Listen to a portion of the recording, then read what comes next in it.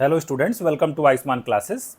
तो हम लोग क्लास 10th की मैथमेटिक्स स्टार्ट किए हुए थे और ये पॉलिनॉमियल का लेक्चर नंबर 3 है। तो इसके पहले हम लोग चैप्टर जो था रियल नंबर उसको कंप्लीट कर चुके हैं। ये चैप्टर नंबर 2 है, पॉलिनॉमियल्स चल रहा है और पॉलिनॉमियल्स में हम लोग एमसीक्यू वाले क्वेश्चंस जो है कंप्लीट कर चुके हैं। तो अभी मैं आपको हर चैप्टर का जो है क्या करवा रहा हूँ, एमसीक्यू करवा रहा हूँ, असर्शन रीजन टाइप के क्वेश्चंस करवा रहा हूँ आपको, और साथ ही साथ जो है आपको केस स्टडी वाले क्वेश्चंस हम करवा रहे हैं। ठीक है, इसके बाद जो शॉर्ट आंसर टाइप के क्वेश्चन है, लॉन्ग आंसर टाइप के क्वेश्चन है, इसको भी हम लोग बाद में स्टार्ट करेंगे। लेकिन मैं पहले चाहता हूँ कि सारे चैप्टर्स के जो MCQ, assertion reason, case study type के क्वेश्चन जो कंप्लीट हो जाएं, उसके बाद हम लोग short answer type question, long answer type question जो है फिर सॉल्व करेंगे। क्योंकि ये सारे जो क्वेश्चंस होते हैं जैसे असर्शन रीजन या एमसीक्यू टाइप केस स्टडी, ये आपकी एनसीईआरटी किताबों में नहीं मिलते हैं। तो स्टूडेंट की शिकायत होती है कि सर हमारा हाफ ईयरली एग्जाम आ रहा है या प्री बोर्ड 1 आ रहा है, प्री बोर्ड 2 आ रहा है, तो फिर हम कहाँ से इसकी तैयारी करें। तो इसी चीज़ों को ध्यान में रखते हुए हम लोग फटाफट जो है हर चैप्टर्स के एमसीक्यू, असर्शन रीजन और केस स्टडी क्वेश्चन जो है सॉल्व कर रहे हैं। ठीक है, तो अगर आप चैनल पर नए हैं तो सबसे पहले चैनल को सब्सक्राइब कर लीजिए। वीडियो पसंद आएगा तो एक लाइक का बटन दबाना नहीं भूलिए और अपने दोस्तों के साथ इसको जरूर शेयर करिए। अगर आप मेरे व्हाट्सएप ग्रुप में जुड़ना चाहते हैं तो उसका लिंक वीडियो के नीचे डिस्क्रिप्शन बॉक्स में दिया गया, वहाँ से आप जुड़ सकते हैं। चलिए स्टार्ट करते हैं आज के असर्शन रीजन टाइप के क्वेश्चंस। देखिए, असर्शन रीजन टाइप के क्वेश्चंस में क्या इंस्ट्रक्शंस होता है, सबसे पहले उसको पढ़ लेते हैं। In following questions a statement of assertion is followed by a statement of reason, choose the correct answer. कह रहे हैं कि ऑप्शन ए आपको तब लगाना है, both assertion and reason are true and reason is the correct explanation of the assertion. अगर जो दोनों स्टेटमेंट आपको दिए गए होंगे असर्शन और रीजन वाले, अगर दोनों के दोनों सही हैं और रीजन असर्शन की सही व्याख्या करता है तो आप ए ऑप्शन लगाएंगे। बी ऑप्शन कब लगाएंगे, when assertion and reason both are true but reason is not the correct explanation of the assertion. जो रीजन वाला स्टेटमेंट होगा अगर वो असर्शन की सही व्याख्या नहीं करता है तो आपको बी ऑप्शन लगाना है। सी ऑप्शन कब लगाएंगे, when assertion is true and reason is false, and D option आपको कब लगाना है, when assertion is false and reason is true. चलिए स्टार्ट करते पहला क्वेश्चन, क्वेश्चन नंबर 28। 1 से लेकर 27 तक जो क्वेश्चन थे वो एमसीक्यू टाइप के थे। उसको मैं ऑलरेडी अपलोड कर चुका हूँ। अगर उस लेक्चर को आपने नहीं देखा है तो आप देख लीजिए उसको, उसका प्लेलिस्ट जो है मैंने बना दिया है आपको यूट्यूब पे। ठीक है, वहाँ से आप उसको देख सकते हैं। चलिए स्टार्ट करते हैं क्वेश्चन। असर्शन क्या है, f of x is equal to 2x³ minus 3x plus 7 is a polynomial in variable x of degree 3। तो देखिए, अगर ध्यान से देखेंगे जो इसका सेकंड टर्म है इसमें x नीचे है, मतलब इसको थोड़ा ढंग से अगर लिखें तो कितना हो जाएगा, 2x³ माइनस 3x की पावर कितना हो जाएगा, -1 प्लस 7।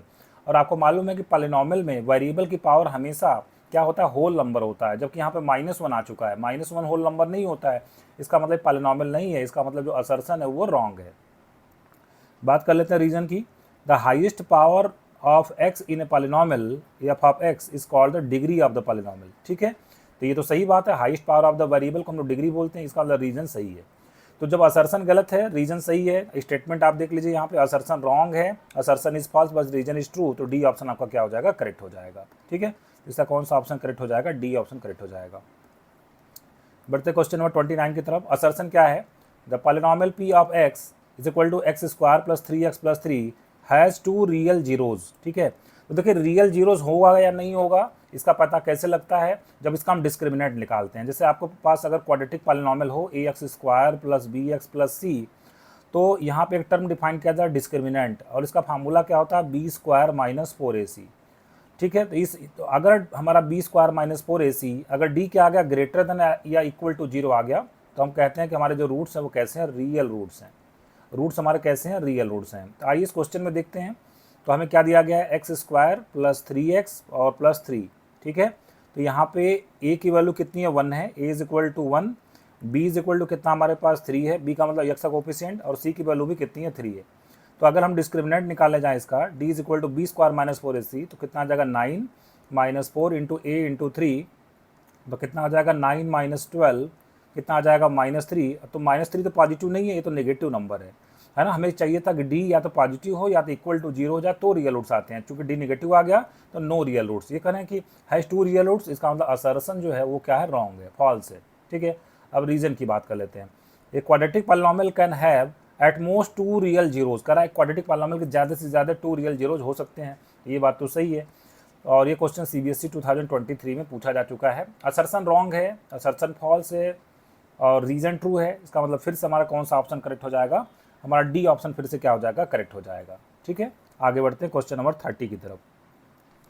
क्वेश्चन नंबर 30 में देखिए क्या कहा जा रहा है, if one zero of the polynomial this is the reciprocal of the other then k is equal to 3। करें एक जीरो दूसरे का रेसिप्रोकल है, तो मान लेते हैं एक अल्फा है तो दूसरा कितना हो जाएगा 1 बाई अल्फा।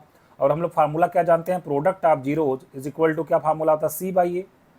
c क्या होता है, कांस्टेंट टर्म कितना है 6k, और डिवाइडेड बाई ए क्या होता है, कोफिशिएंट ऑफ एक्स स्क्वायर। तो कोफिशिएंट ऑफ एक्स स्क्वायर कितना है, k स्क्वायर प्लस 9 है, तो k स्क्वायर प्लस 9 लिख दिया। यहाँ पे अल्फा अल्फा कटेगा, कितना आ जाएगा 1 आ जाएगा। इसको अगर हम लोग सॉल्व कर लें तो k square plus 9 minus 6k बराबर 0, तो ये कितना हो जाएगा k square minus 6k plus 9 is equal to 0। ठीक है, तो ये कितने का परफेक्ट स्क्वायर है, ये k माइनस 3 का होल स्क्वायर है इज इक्वल टू 0। k माइनस 3 का होल स्क्वायर कितना आ जाएगा, k square plus 9 minus 6k। तो यहाँ से k की दो वैल्यूज आएंगी, k इज इक्वल टू 3, फिर से k इज इक्वल टू 3, दोनों रूट्स दोनों जीरोज इसको क्या आएंगे, इक्वल आएंगे। ठीक है, तो कह रहे हैं कि k इज इक्वल टू 3, देखिए इन्होंने भी बताया k इज इक्वल टू 3 आएगा, बिल्कुल k इज इक्वल टू 3 आएगा। इसका मतलब असर्सन जो है वो क्या है, करेक्ट है, असर्सन इज ट्रू। ठीक है, असर्सन इज ट्रू। अब रीजन की बात कर लेते हैं, if x minus alpha is the factor of the polynomial p of x then alpha is the zero of px। ये तो स्टेटमेंट ही है कि अगर x माइनस अल्फा फैक्टर है, x माइनस अल्फा किसी पॉलिनोमियल का फैक्टर है, तो इसको आप जीरो से इक्वेट कर दीजिए, जो भी x की वैल्यू आएगी, x is equal to alpha आएगा, उसको हम लोग क्या बोलेंगे, जीरो बोलेंगे, जीरो ऑफ दैट पॉलिनोमियल। तो यही बात ये कह रहे हैं, इसका मतलब रीजन भी सही है। बट क्या रीजन के हेल्प से हम लोग असर्सन की व्याख्या कर सकते हैं, reason is correct explanation, no. क्योंकि ये तो कह रहा है इसमें जो फार्मूला लगा उसमें लगा formula product of zero is equal to c by a, उसका इससे रीजन से कोई लेना देना नहीं है। तो असर्सन तो सही है, रीजन भी सही है, but reason is not correct explanation of the assertion. तो इसके लिए हमको कौन सा ऑप्शन ट्रू कराना है, बी ऑप्शन हमारा क्या हो जाएगा, ट्रू हो जाएगा। बढ़ते क्वेश्चन नंबर 31 की तरफ। कहा जा रहा असर्सन क्या है, if the sum and product of zeros of a quadratic polynomial is 3 and -2 respectively then the quadratic polynomial is this. देखिए सम दिया गया है हमें, sum is equal to 3, sum of zeros is equal to दिया गया है 3, और product of zeros कितना दिया गया, -2, product of zeros equal to -2। तो क्वाड्रेटिक पॉलिनोमियल कैसे बनाया जाता है, क्वाड्रेटिक पॉलिनोमियल लोग बनाते हैं x square minus sum of zeros, बाहर क्या लिखते हैं x, और प्लस प्रोडक्ट ऑफ जीरोज। तो यहाँ से अगर बनाएं तो एक्स स्क्वायर माइनस सम कितना 3 इंटू एक्स, और प्रोडक्ट ऑफ जीरोज कितना -2। तो क्वाड्रेटिक पॉलिनोमियल कितना बनेगा, x square minus 3x minus 2। तो यही बात तो ये भी कह रहे हैं, इसका मतलब असर्सन हमारा क्या है, ट्रू है। रीजन की बात कर लेते हैं, if S is the sum of zeros and p is the product of zeros of a quadratic polynomial then the quadratic polynomial is given by x square minus sum of zeros into x plus product of zeros. यही formula तो हमने अभी बताया था। इसका मतलब ये होगा कि रीजन भी हमारा क्या है, ट्रू है। और क्या reason is the correct explanation of the assertion, बिल्कुल रीजन इसी फार्मूले के हेल्प से तो हम लोग ऊपर वाले क्वेश्चन को सॉल्व कर पाए। इसलिए कौन सा ऑप्शन करेक्ट हो जाएगा, ए ऑप्शन करेक्ट हो जाएगा। Assertion is true, reason is true, reason is the correct explanation of the assertion, A option will be correct. बढ़ते क्वेश्चन नंबर 32 की तरफ। कहा जा रहा है if two zeros of the polynomial, एक क्यूबिक पॉलिनोमियल दिया गया है, उसके टू जीरोज हैं √3 and -√3, then its third zero is 4। तो मान लेते हैं कि मैं थर्ड जीरो हमारा अल्फा है। ठीक है, तो देखिए हम लोग क्वाड्रेटिक क्यूबिक पॉलिनोमियल के लिए क्या लिखते हैं, sum of zeros is equal to minus b by a. यहाँ पे माइनस बी का मतलब बी क्या है, यहाँ पे एक्स स्क्वायर कोफिशिएंट जो कि -2 है, तो यहाँ पे +2 हो जाएगा, और ए का मतलब एक्स क्यूब का कोफिशिएंट जो कि 1 है। तो सम ऑफ जीरोस कितना आ गया, 2 आ गया। अच्छा, एक जीरो कितना √3, दूसरा जीरो कितना -√3, और तीसरा जीरो मैं मान लेता हूँ अल्फा है। तो यहाँ से √3 कटेगा, तो थर्ड जीरो की वैल्यू कितनी आ जाएगी, 2 आ जाएगी। इन्होंने कहा कि थर्ड जीरो इज 4, इसका मतलब असर्सन हमारा क्या है, रॉन्ग है, असर्सन इज रॉन्ग। रीजन के बारे में इन्होंने क्या बताया है कि if alpha beta gamma are the zeros of this cubic polynomial then sum of zeros is equal to minus times coefficient of x square, तो कितना हो जाएगा b upon coefficient of x cube कितना हो जाएगा a। तो ये तो फार्मूला हमने अभी लगाया ही था, सम ऑफ जीरोस कितना था -b बाई a। इसका मतलब इन्होंने रीजन जो बताया वो सही है। तो assertion is false and reason is true, इसका मतलब कौन सा ऑप्शन करेक्ट हो जाएगा, डी ऑप्शन करेक्ट हो जाएगा। बढ़ते नेक्स्ट क्वेश्चन की तरफ। ये क्वेश्चन CBSE 2024 मतलब जस्ट प्रीवियस ईयर में पूछा गया है। क्वेश्चन क्या है, if the graph of a polynomial touches x-axis at only one point, then the polynomial cannot be a quadratic polynomial। कह रहा है क्वाड्रेटिक पॉलिनोमियल नहीं हो सकता है। देखिए अगर हम लोग x माइनस 3 का होल स्क्वायर, ये अगर ये क्वाड्रेटिक पॉलिनोमियल है, क्यों, इसको अगर हम ओपन करें तो क्या लिखेंगे, x square minus 6x plus 9। इसके जो जीरोज मिलेंगे वो कितने मिलेंगे, 3 और 3 मिलेंगे। और चूंकि आपको मालूम है क्वाड्रेटिक पॉलिनोमियल ग्राफ क्या बनता है, पैराबोला। इसका मतलब ये 3 पे, चूंकि दोनों रूट इसके इक्वल हैं, दोनों जीरोज इक्वल हैं, तो ये वाला जो ग्राफ पैराबोला का बनेगा ये एक्स एक्सिस को 3 पे क्या करेगा, टच करेगा। तो ये कह रहे हैं कि if the graph of a polynomial touches x axis at only one point then the polynomial can not be a quadratic polynomial. ये कह रहे हैं क्वाड्रेटिक पॉलिनॉमियल ग्राफ कभी नहीं हो सकता है। ये तो हो सकता है, बिल्कुल हो सकता है। इसका मतलब इन्होंने जो असर्शन बताया वो क्या है, फॉल्स है। रीजन क्या कहा, a polynomial of degree n can have at most n zeros. n degree का पॉलिनॉमियल है तो ज़्यादा से ज़्यादा उससे कितने जीरोज आएंगे, n जीरोज आएंगे। इसका मतलब जो रीजन है वो क्या है, ट्रू है। तो assertion is false and reason is true के साथ कौन सा ऑप्शन करेक्ट हो जाएगा, डी ऑप्शन करेक्ट हो जाएगा। अब देखिए, अब हम लोग केस स्टडी वाले क्वेश्चन जो स्टार्ट हो गए हैं। असर्शन रीजन का क्वेश्चन जो समाप्त हो गया, अब हम लोग केस स्टडी की बात कर लेते हैं। इसमें एक पैराग्राफ दिया गया होता है और पैराग्राफ पे बेस्ड कुछ क्वेश्चंस पूछे जाते हैं। तो आइए सबसे पहले पैराग्राफ को हम लोग रीड करते हैं। The below picture so few natural examples of parabolic shape which can be represented by a quadratic polynomial. A parabolic arc is an arc in the shape of a parabola. In structures, these curves help in loading and delivering. That is why these curves are found in bridges and in architecture. Based on the above information, solve the following questions. देखिए यहाँ पे कुछ parabolic shape आपको दिखाए गए हैं, एक 1 2 3 4 इस तरीके के 4 पिक्चर्स दिखाए गए हैं, सभी पैराबोलिक फॉर्म में हैं। अब इस पे बेस्ड क्वेश्चंस आपको कुछ बताना है। पहला क्वेश्चन हमारा ये है, if the standard form of quadratic polynomial ax² + bx + c where a b c r, ठीक है, कह रहा क्वाड्रेटिक पॉलिनॉमियल का स्टैंडर्ड फॉर्म होता है ax² + bx + c, उसमें a b c के बारे में आप क्या कह सकते हैं। देखिए, अगर ये क्वाड्रेटिक पॉलिनॉमियल है तो निश्चित रूप से x² कोफिशिएंट 0 नहीं होना चाहिए, क्योंकि अगर 2 डिग्री का पॉलिनॉमियल होना है तो a को 0 नहीं होना चाहिए। और साथ ही साथ ए बी सी क्या होते हैं, रियल नंबर्स होते हैं। A B C R what, real numbers, ठीक है, ए बी सी हमारे रियल नंबर्स होते हैं। साथ ही a is not equal to 0।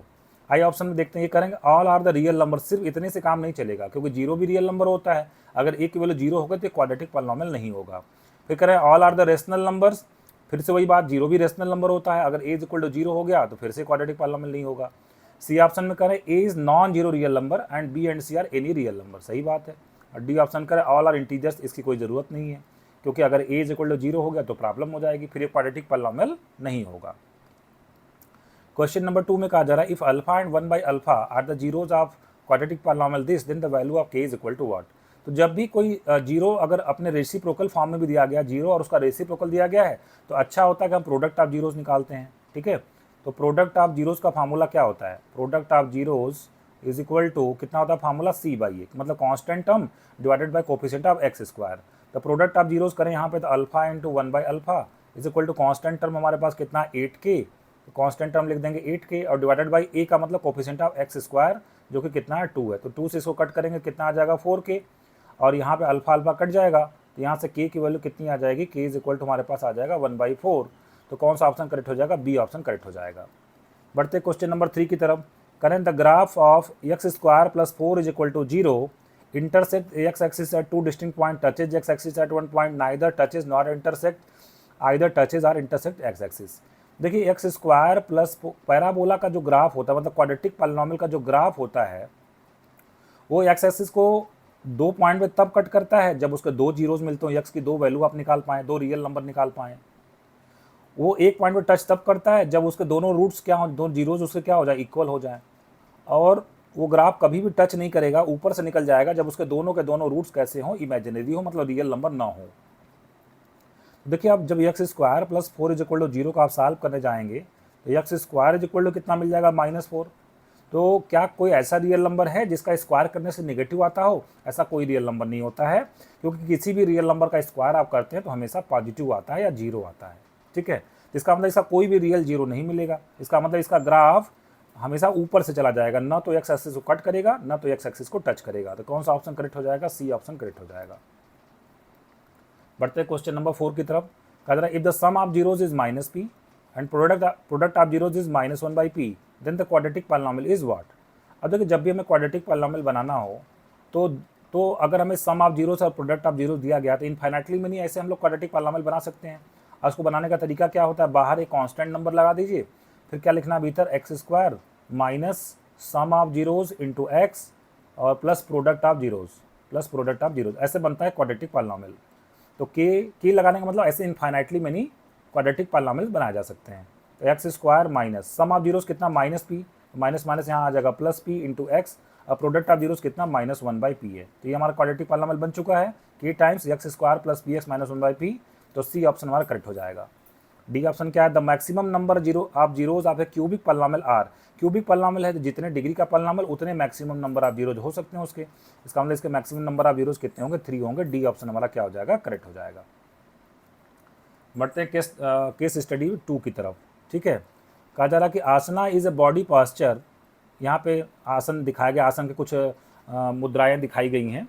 Originally and still a general form for a sitting meditation pose and later extended in the hatha yoga and modern yoga as exercise to any type of pose or position adding reclining standing inverted, twisting and balancing poses.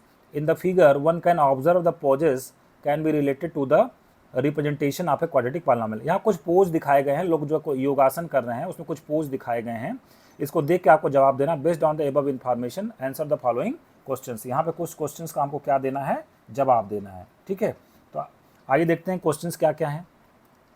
पहला question है the shape of the poses shown in. देखिए ये जो shape दिखाए गए हैं अगर ध्यान से देखेंगे तो ये क्या बन रहा है, पैराबोला बन रहा है। ठीक है ना, ये क्या बन रहा है, पैराबोला। इस तरीके का भी पैराबोला बनता है। ठीक है, तो ये पैराबोला बनेगा। इसका मतलब डी ऑप्शन हमारा क्या हो जाएगा, करेक्ट हो जाएगा। ठीक है, the graph of parabola open upwards. देखिए अगर क्वाड्रेटिक पॉलिनॉमियल का इक्वेशन लिखें, क्वाड्रेटिक पॉलिनॉमियल लिखें अगर हम लोग ax² + bx + c, तो इसमें अगर x² का कोफिशिएंट अगर पॉजिटिव हुआ तो पैराबोला ऊपर की तरफ ओपन अपवर्ड्स होता है। पैराबोला ओपन अपवर्ड्स है ना, पैराबोला ओपन अपवर्ड्स। ठीक है, और अगर a की वैल्यू क्या हो गई, नेगेटिव हो गई, if a is less than 0 parabola open downwards. Parabola open क्या हो जाता है, डाउनवर्ड्स हो जाता है। ठीक है, तो यहाँ पे क्या करें, the graph of parabola open upwards if what, तो क्या हो जाएगा, a ग्रेटर देन 0 है ना। a इज ग्रेटर देन और इक्वल टू 0 पे भी हो जाएगा है ना। a ग्रेटर देन नहीं, इक्वल टू 0 पे नहीं होगा क्योंकि इक्वल टू 0 पे तो लीनियर बन जाएगा ना। अगर a इज इक्वल टू 0 हो गया तब तो क्वाड्रेटिक पॉलिनॉमियल किसमें कन्वर्ट हो जाएगा, लीनियर पॉलिनॉमियल कन्वर्ट हो जाएगा, तब तो पैराबोला बनेगा ही नहीं। इसका मतलब हमारा कौन सा ऑप्शन करेक्ट हो जाएगा, डी ऑप्शन करेक्ट हो जाएगा। If a is greater than 0 then parabola open upwards हो जाएगा। तो थोड़ा सा ध्यान देना है। देखिए यहाँ पे अगर थोड़ा सा बस अगर मिस्टेक किए तो ए ऑप्शन अगर आपने लगा दिया तो गड़बड़ हो जाएगा फिर जो है ना, क्योंकि यहाँ पे इक्वल टू भी 0 दे दिया है। अगर a इक्वल टू 0 हो गया तो क्वाड्रेटिक पॉलिनॉमियल न रह के बल्कि ये लीनियर पॉलिनॉमियल में कन्वर्ट हो जाएगा। बढ़ते क्वेश्चन नंबर 3 की तरफ। In the graph how many zeros are there for this polynomial. Zeros अगर देखना है तो आपको पता लगाना पड़ेगा कि इस ग्राफ ने एक्स एक्सिस कितने पॉइंट पे कट किया है। ठीक है, तो एक्स एक्सिस 2 पॉइंट पे कट किया है, इसका मतलब इसका 2 जीरोज हैं। आगे बढ़ते हैं, करा the quadratic polynomial of the 2 zeros in the shown graph of question number 3 are what. करें जो क्वेश्चन नंबर 3 में आपने ये ग्राफ दिखाया गया, इसका क्वाड्रेटिक पॉलिनॉमियल बनाना हो तो क्या बनेगा। तो देखिए कि क्वाड्रेटिक पॉलिनॉमियल कैसे बनाते हैं, के लिखते हैं हम लोग, फिर क्या लिखते हैं x² और फिर माइनस सम ऑफ जीरोस करते हैं। एक जीरो कितना है, x इज इक्वल टू -2 और एक जीरो कितना है, x is equal to 4।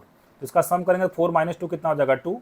x² minus sum of zeros into x plus product of zeros करेंगे कितना आ जाएगा, -8 आ जाएगा। तो ये हमारा क्वाड्रेटिक पॉलिनॉमियल बन गया k times x² - 2x - 8, k times x² - 2x - 8 के साथ ए ऑप्शन हमारा करेक्ट हो जाएगा। बढ़ते क्वेश्चन नंबर 5 की तरफ। The zeros of this quadratic polynomial are what. अब देखिए या तो आप इसको फैक्टराइज करके इसके जीरोस निकाल लीजिए। अगर क्वाड्रेटिक पॉलिनॉमियल के जीरोज आपको निकालने हैं मिडिल टर्म को स्प्लिट करके आप उसका जीरोज निकाल सकते हैं, या दूसरा तरीका होता है उसको ऑप्शन से आप चेक कर लीजिए। जैसे यहाँ पे अगर जीरोज दिए गए हैं तो ऑप्शन से कैसे चेक करेंगे, सम ऑफ जीरोज कितना आना चाहिए। सम ऑफ जीरोज का फार्मूला होता है हमारे पास, sum of zeros is equal to -b/a। इसका मतलब कितना आना चाहिए, -5/a कितना 4√3।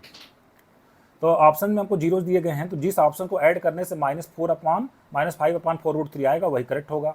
आइए बी ऑप्शन से हम लोग चेक करते हैं, इसको हम लोग ऐड करते हैं तो -2/√3 और प्लस √3/4। चलिए इसको ऐड करते हैं तो एलसीएम हमारे पास कितना हो जाएगा 4√3। तो कितना आ जाएगा, √3 कटेगा तो -8 और 4 कटेगा तो 3, -8 + 5 -8 + 3 कितना हो जाएगा -5/4√3। तो देखिए आ गया -5/4√3। इसका मतलब कौन सा ऑप्शन हमारा करेक्ट हो जाएगा, बी ऑप्शन हमारा करेक्ट हो जाएगा। बढ़ते हैं केस स्टडी नंबर 3 की तरफ। कहा जा रहा the figure given shows the path of a diver when she takes a jump from the diving board, clearly it is a parabola। देखिए यहाँ पे कुछ जो है लोग डाइव मार रहे हैं और इस तरीके से इसका शेप दिखाया गया है, पैराबोलिक शेप है ये। ठीक है, फिर आगे करा Annie was standing on the diving board 48 feet above the water level. ठीक है, she took a dive into the pool. वो dive करती है pool में. Her height above the water level at any time t in seconds is given by the polynomial h of t, where h of t is equal to this. Based on the above information, solve the following questions. पहला question, what is the value of k? तो देखिए यहाँ पे जो उसका path दिखाया गया है, पैराबोलिक पाथ दिखाया गया है, कितना दिखाया गया, -16t² और प्लस 8t प्लस के. अब देखिए वो शुरुआत में मतलब जब t इज इक्वल टू 0 था तो अन्नी कितने हाइट पे खड़ी थी, इसमें दिया गया था ना 48. Driving board 48 feet above the ground. Annie was standing on the driving board 48 feet above the water level. मतलब जो शुरुआती जब t इज इक्वल टू 0 था, t इज इक्वल टू 0 का मतलब शुरुआती दौर में उसकी हाइट कितनी थी, 48 थी. तो h इज इक्वल टू 0 रख दें इसमें, sorry h is equal to कितना 48, h के जगह हम 48 रख देते हैं और t के जगह हम कितना रख देते हैं, 0 रख देते हैं. तो 0 प्लस k, यहाँ से k की वैल्यू कितनी आ जाएगी, 48 आ जाएगा. तो कौन सा ऑप्शन हमारा करेक्ट हो जाएगा, k की वैल्यू पूछें 48, तो सी ऑप्शन हमारा क्या हो जाएगा, करेक्ट हो जाएगा. फिर पूछ रहे हैं at what time she will touch the water in the pool. तो देखिए पूछ रहे हैं कि कब वो वाटर को टच करेगी. वाटर को टच करने का मतलब उसका हाइट कितना हो जाए, 0 हो जाए. वाटर को टच करने का मतलब उसकी हाइट कितना हो जाए, 0 हो जाए. तो हाइट इज इक्वल टू 0 अगर रख दें इसी में, तो 0 इज इक्वल टू कितना हो जाएगा, -16t² और प्लस 8t और प्लस k आपने कितना निकाला, 48 निकाला है. इसको हम लोग -8 से अगर डिवाइड कर दें तो कितना आ जाएगा, 2t² माइनस t और -6 इज इक्वल टू 0. इसका फैक्टर करते हैं, -6 को 2 से मल्टीप्लाई किया कितना आ गया, 12 -12 से लाना कितना, -1 लाना है. तो -4 और 3 हो जाएगा. तो 2t² -4t plus 3t -6 is equal to 0. मतलब ये जो मिडिल टर्म था -t उसको हमने स्प्लिट कर दिया, -4t प्लस 3t कितना आ जाएगा, -t आ जाएगा. अब शुरुआती जो दो टर्म है उसमें क्या कॉमन है, 2t कॉमन है. तो क्या मिलेगा हमको, t-2 मिलेगा. और लास्ट वाले जो दो टर्म है उसमें +3 कॉमन है, तो क्या मिल जाएगा, t-2 आ जाएगा. तो इज इक्वल टू कितना हो जाएगा, 0. तो एक ब्रैकेट में हमको मिलेगा t-2 और एक ब्रैकेट में हमको मिलेगा 2t प्लस 3 मिलेगा. इज इक्वल टू कितना आ जाएगा, 0. यहाँ से t की वैल्यू आ जाएगी 2 और t की वैल्यू कितनी आ जाएगी, -3/2 आ जाएगा. तो टाइम तो नेगेटिव हो नहीं सकता है, इसका मतलब t इज इक्वल टू 2 आ जाएगा. तो बी ऑप्शन हमारा क्या हो जाएगा, करेक्ट हो जाएगा. आगे बढ़ते हैं नेक्स्ट क्वेश्चन की तरफ. क्वेश्चन नंबर 3, करा Rita's height in feet above the water level is given by another polynomial p of t with 0, -1 and 2, then p of t is given by what. ठीक है, तो देखिए एक पॉलिनॉमियल बनाना है जिसके जीरोस के यहाँ -1 एंड 2 है. तो हम लोग कैसे बनाएंगे, k टाइम्स, ठीक है, x² minus sum of zeros कितना आ जाएगा, 2 - 1 मतलब कितना आ जाएगा, 1. तो x² माइनस x और प्रोडक्ट ऑफ जीरोस कितना आ जाएगा, -2. ये बन गया हमारा क्वाड्रेटिक पॉलिनॉमियल. ठीक है, अब इसमें k की वैल्यू हम लोग कैसे निकालेंगे, t में बनाना था ना, टी में आप बना दीजिए, कोई दिक्कत नहीं है. k टाइम्स कितना हो जाएगा, t² माइनस t माइनस 2 हो जाएगा. ठीक है, अब देखिए ऐसा कोई ऑप्शन तो है नहीं इसमें, t² माइनस t माइनस 2 का कोई ऑप्शन नहीं है. अब k की वैल्यू हम लोग कहाँ से निकालेंगे. तो देखिए शुरुआती दौर में कहा गया था ना कि वो 48 फीट की हाइट पे थी. जब t इज इक्वल टू 0 था तो उसकी हाइट कितनी थी, 48 थी. When t is equal to 0 then height is what, 48. ठीक है, मैं इसको हाइट से लिख देता हूँ, चलिए ht लिख देता हूँ. तो हाइट कितना आ जाएगा, 48 कब, जब t इज इक्वल टू 0 रखना है. तो रख दीजिए इसमें 0. तो 0 - 2, तो यहाँ से कितना आ जाएगा, -2, k बराबर 48. तो k की वैल्यू कितनी आ जाएगी, -24 आ जाएगी. ठीक है, तो k इज इक्वल टू -24 रख दें अगर, तो -24 और ब्रैकेट में t² माइनस t माइनस 2. तो अगर हम लोग मल्टीप्लाई कर दें तो कितना आ जाएगा, -24t² और प्लस 24t और कितना आ जाएगा, -48 आ जाएगा. तो कौन सा ऑप्शन करेक्ट हो जाएगा, -24t² और प्लस यहाँ पे आ जाएगा, प्लस 48 आ जाएगा. तो कौन सा ऑप्शन करेक्ट हो जाएगा, हमारा डी ऑप्शन करेक्ट हो जाएगा. बढ़ते हैं नेक्स्ट क्वेश्चन की तरफ. क्वेश्चन नंबर 4 करें, a polynomial q of t with sum of zeros 1 and product of zeros -6 of अनूज height above the water at any time t is given by, then qt is given by what. Same question है, फिर से कह रहे हैं कि सम of zeros कितना 1 है. तो क्वाड्रेटिक पॉलिनॉमियल बनाते हैं, k टाइम्स और x² minus sum of zeros कितना दिया गया, 1 दिया गया है. देखिए पिछले वाले में जीरोस दिए गए थे, है ना, इस बार क्या दिया गया, सम ऑफ प्रोडक्ट डायरेक्ट दे दिया गया है. तो x² minus sum of zeros कितना 1 है, तो 1 इंटू x और प्रोडक्ट ऑफ जीरोस कितना -6. तो ये पॉलिनॉमियल बनेगा, बल्कि बेहतर होगा टी में आप बना लीजिए. तो k times t² minus t minus 6, ये बना पॉलिनॉमियल. फिर से वही बात है, k कैसे निकालेंगे. तो यहाँ पे बताया गया है कि हाइट शुरुआत में कितना था, जब t इज इक्वल टू 0 तो हाइट कितनी थी 48 थी, हाइट कितनी थी 48, मतलब क्यू की वैल्यू 48 थी जब टी इज इक्वल टू कितना था 0 था। तो यहाँ से 0 माइनस 0 मतलब -6, तो के की वैल्यू कितनी आ जाएगी -8 आ जाएगी। ठीक है, तो क्या बनेगा हमारे पास पॉलिनॉमियल, क्या बनेगा के इज इक्वल टू -8 आ जाएगा। तो हमारे पास जो पॉलिनॉमियल बनेगा वो क्या बनेगा -8t² -8 अगर हम रख दें यहाँ पे तो -8t² और +8t और -48 आ जाएगा, प्लस -8t² और +8t और फिर कितना आ जाएगा +48 आ जाएगा। तो कौन सा ऑप्शन हमारा करेक्ट हो जाएगा, सी ऑप्शन करेक्ट हो जाएगा। अब देखिए पांचवें क्वेश्चन में हमसे क्या कहा गया है, पांचवें क्वेश्चन कहा गया the zeros of the polynomial this are negative of each other, then what is the value of K. उसके रूट्स कैसे हैं, जीरोस कैसे नेगेटिव ऑफ ईच अदर, एक अल्फा है तो दूसरा कितना माइनस अल्फा है। तो बताइए सम ऑफ जीरोस कितना आएगा, सम ऑफ जीरोस अगर निकालना जाए, सम ऑफ जीरोस का फार्मूला क्या है -b/a।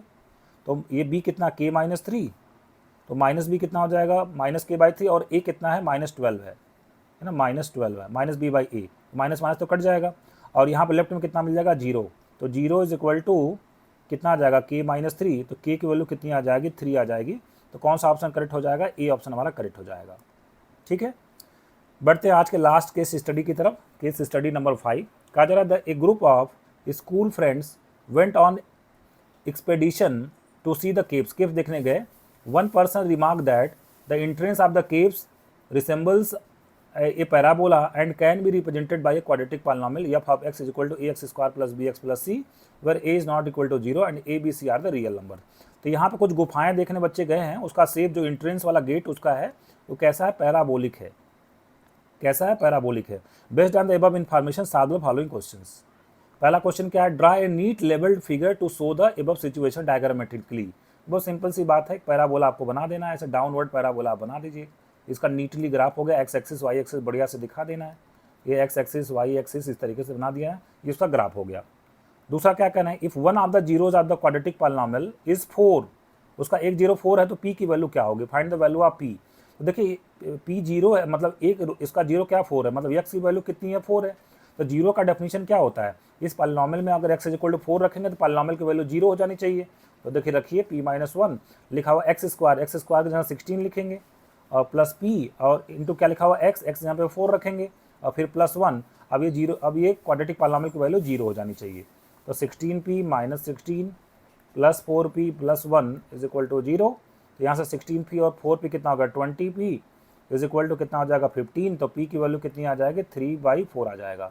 तो p की वैल्यू कितनी हो जाएगी 3/4 हो जाएगा। ठीक, तो सेकंड का ऑप्शन कितना हो जाएगा p इज इक्वल टू 3/4। बढ़ते थर्ड क्वेश्चन की तरफ, करें फाइंड द क्वाड्रेटिक पॉलिनॉमियल हूँ जीरोज आर 5 एंड -12। तो ऐसे तो बहुत सारे क्वाड्रेटिक पॉलिनॉमियल बना सकते हैं हम लोग। इन्होंने क्वेश्चन में कहा है फाइंड द क्वाड्रेटिक पॉलिनॉमियल, मतलब यूनिक बनाना, एक ही बनाना है। तो सिर्फ एक बनाना, तो आपको क्या लिखना है, x² minus sum of zeros into x plus product of zeros. ठीक है, इससे एक क्वाड्रेटिक पॉलिनॉमियल बन जाएगा। वैसे तो बनते इनफाइनाइट क्वाड्रेटिक पॉलिनॉमियल है। तो x² माइनस कहा गया हूँ जीरोज आ, जीरोज देगा 5 और -12, तो सम कितना आ गया -7 आ गया। तो माइनस माइनस यहाँ आ जाएगा +7x, प्रोडक्ट कितना आ जाएगा -60 आ जाएगा। तो एक क्वाड्रेटिक पॉलिनॉमियल तो यही बन जाएगा, यही आपका आंसर हो जाएगा। ठीक है, बढ़ते क्वेश्चन नंबर 4 की तरफ। क्वेश्चन नंबर 4 में कहा गया है if one zero of the polynomial this is reciprocal of the other, मतलब एक अल्फा है तो दूसरा 1/अल्फा है, दोनों एक दूसरे के रेसिप्रोकल हैं। तो पूछना कि यम की वैल्यू क्या होगी। तो देखिए यहाँ फार्मूला आप लगाइए, product of zeros is equal to c/a। c हमारे पास कितना m है और a हमारे पास कितना 5 है। तो m/5, ये अल्फा अल्फा कट जाएगा, तो m/5 इज इक्वल टू कितना हो जाएगा 1। तो m की वैल्यू कितनी हो जाएगी 5 हो जाएगी। इस तरीके से क्वेश्चन नंबर 4 का आंसर कितना आ जाएगा, m इज इक्वल टू 5 आ जाएगा। बढ़ते क्वेश्चन नंबर 5 की तरफ, कह रहे हैं कि identify which of the following can not be the graph of a quadratic polynomial. देखिए ये अगर जो पहला शेप आप देखेंगे तो ये पैराबोला, डाउनवर्ड पैराबोला है, पैराबोला ओपनिंग डाउनवर्ड्स, तो ये तो क्वाड्रेटिक का ग्राफ है। ठीक है, ये पूछना कौन सा नहीं है। ये भी अगर आप देखेंगे तो ये भी क्वाड्रेटिक का ग्राफ है, क्योंकि ये भी क्या है, पैराबोला डाउनवर्ड्स है। ठीक है, और अगर लास्ट वाले को आप देखेंगे तो देखिए ये एक्स एक्सिस कितने पॉइंट कट किया, एक पॉइंट, यहाँ पे दूसरा पॉइंट, यहाँ पे तीसरा पॉइंट, यहाँ पे चौथा पॉइंट, इसके तो 4-4 जीरो आ रहे हैं।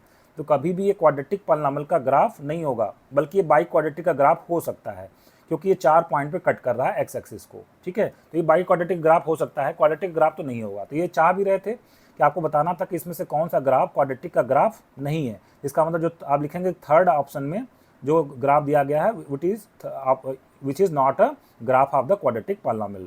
तो इसमें जो आपको लिखना पड़ेगा third graph is not the graph of a quadratic polynomial. तो बच्चों आज के लेक्चर को ये भी समाप्त कर रहे हैं। होप सो आपको ये लेक्चर पसंद आया होगा, जो क्वेश्चंस मैंने बताए वो आपको अच्छे से समझ में आए होंगे, और इस तरीके से इस चैप्टर के जो MCQs हैं, असर्शन रीजन है, केस स्टडी हैं, वो मैंने आपको करवा दिए। नेक्स्ट लेक्चर में हम लोग जो है नए चैप्टर के MCQs से स्टार्ट करेंगे। तो आज के लिए बस इतना ही, मिलते फिर से नेक्स्ट लेक्चर में। Thank you very much.